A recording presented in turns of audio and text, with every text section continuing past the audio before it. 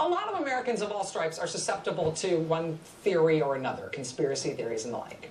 But it seems like Republicans and conservatives and people who voted for Mitt Romney are more susceptible than the rest of America to conspiracy theories, especially about people being out to get them. And looking at the way the elected Republicans approach governing right now might be a clue as to why Republicans are more susceptible to conspiracies than the rest of us.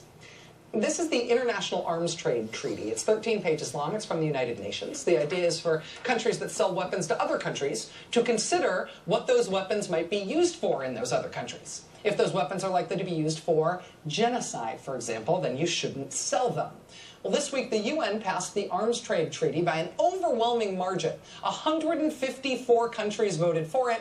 Only 3 countries voted against it. The United States delegation voted for it. Now the treaty goes to President Obama, who's reportedly expected to sign it.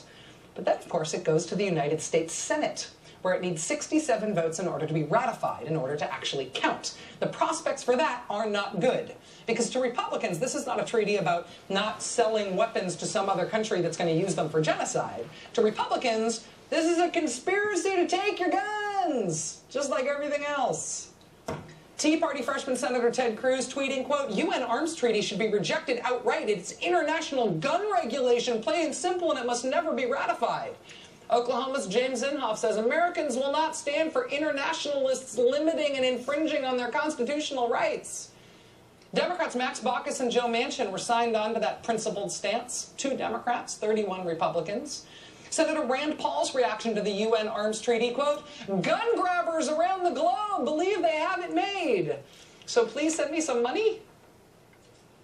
Late last month, in a sort of trial run, the Senate voted against the treaty. It was a mostly party line vote, a handful of red state Democrats joining all the Republicans. And so even though the United States officially joined with 153 other countries in voting to pass this treaty, our country is almost certain to end up on the same side of this issue as the 3 nations that said no. The 3 nations that said no are Iran, Syria, and North Korea.